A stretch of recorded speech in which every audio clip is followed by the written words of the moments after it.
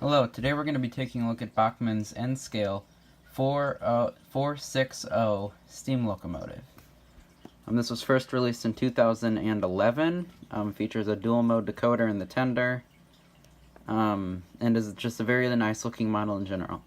So we're going to start off with a quick look around the box, just what you'd expect from Bachmann N-Scale, item number, road name, whatever, and on the back again just what you see from Bachmann. So we're going to open the box up and take a look at its contents before getting to the locomotive itself.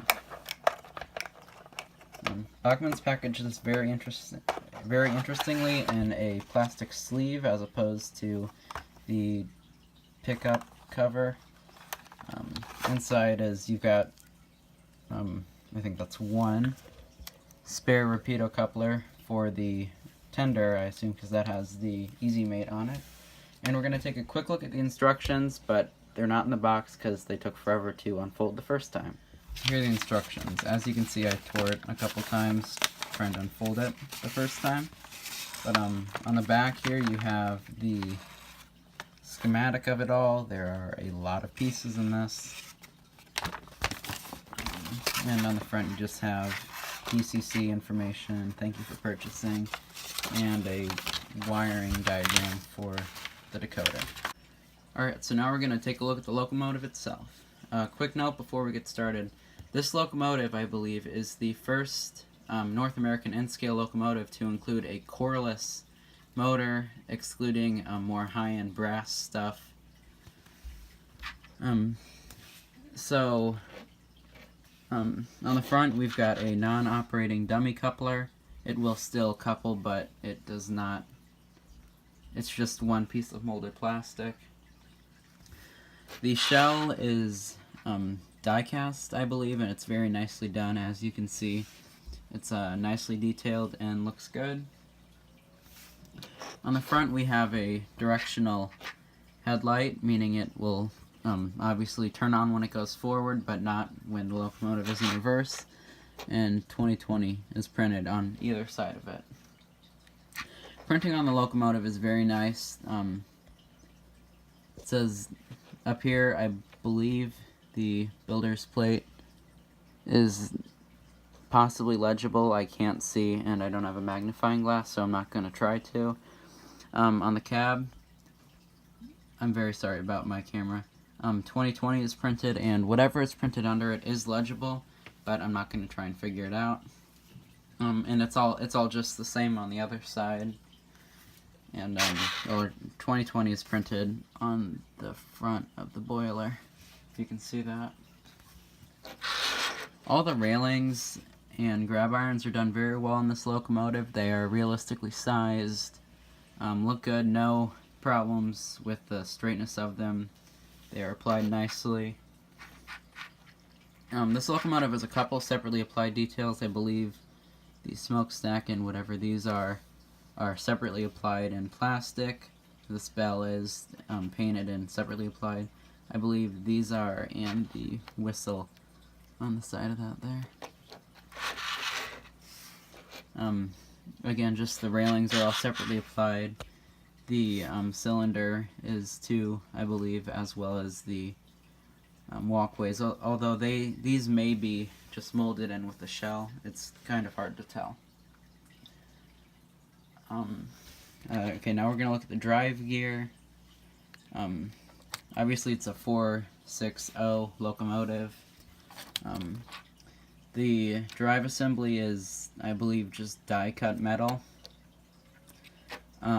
I have seen I've heard a lot of people say that they have problems with this rear hex bolt, and it just pops out on its own after continuous use, but I have yet to have that problem. But obviously it is a real problem for some. So underneath we've got this pilot truck is electrically neutral, as well as all 6 of the drivers. The front 2 have a traction tire on them, and these last 2 don't. Only the first 2 sets of drivers are actually geared. This last one just runs off the drivers themselves, as you can see. One of my favorite parts about this locomotive is the tender, which is, because of the small coreless motor, everything is properly molded and painted inside, and it ends up looking very nice running around the layout.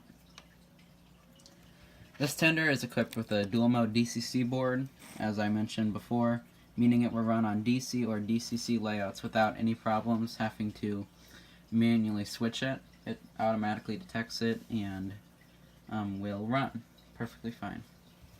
Printing is very nice on here as well. You can see Baltimore and Ohio. On the back we've got 2020 and 10,000 gallons, both which are perfectly legible, and Baltimore and Ohio again. There aren't a lot of details on the tender, and there don't really need to be. All the rivets are done nicely. You've got separately applied grab irons here, here, here, and here, as well as a nice looking ladder right here. This time you've got a one of Bachmann's Easy Mate couplers, which has a magnetic trip pin and is two separate pieces. And one more thing about underneath, this locomotive does get its electrical pickup from the tender. Both this and this truck pick up power, as you can see, which is then transferred to the locomotive itself by this drawbar.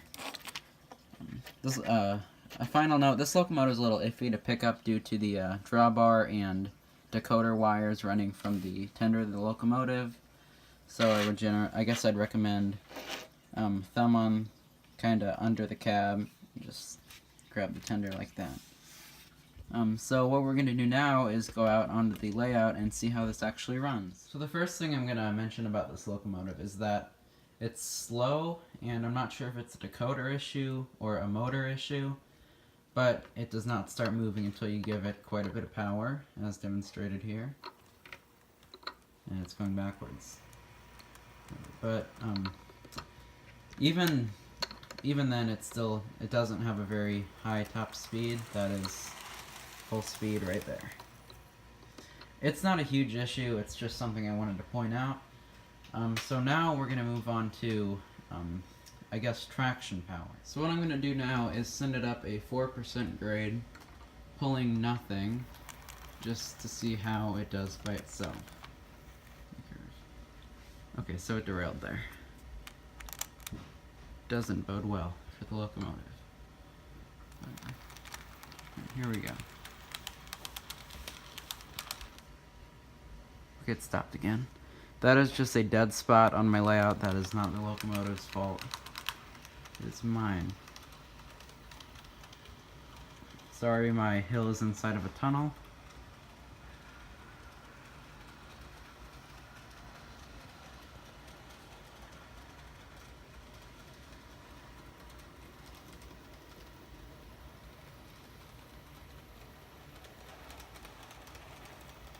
Seems to be doing just fine, no issues.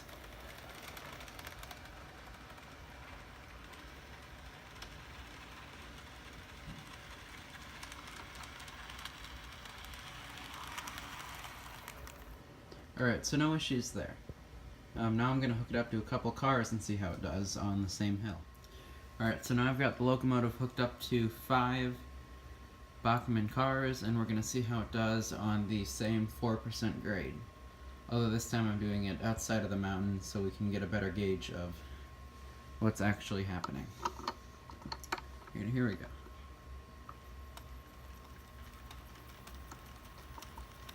Doing good so far. Alright, no slippage.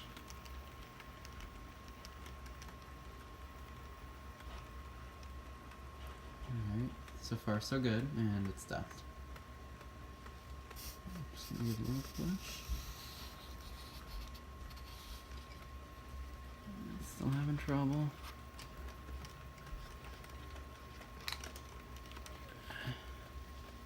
Alright, I'm not gonna... Still slipping its wheels up there. I'm not gonna keep doing that so I don't damage the traction tires. But you get the idea. It does not have that much pulling power. I mean, it's 5 cars. Or at least on hills, I guess. So next I'm going to test it on the level loop on the outside of the track, and we're going to see how it does that.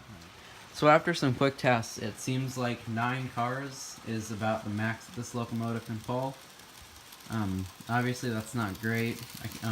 I can't say I'm not disappointed, but it's a small locomotive, so I guess it's not bad.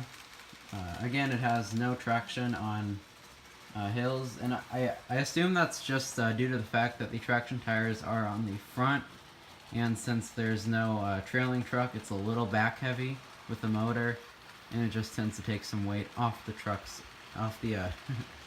traction tires itself. I'd still recommend this locomotive. It looks great and runs just as well. And it made a great addition to my layout, and I think it'd make a great addition to yours. So, thanks for watching. If you liked the video, don't forget to leave a like and maybe subscribe. Thanks.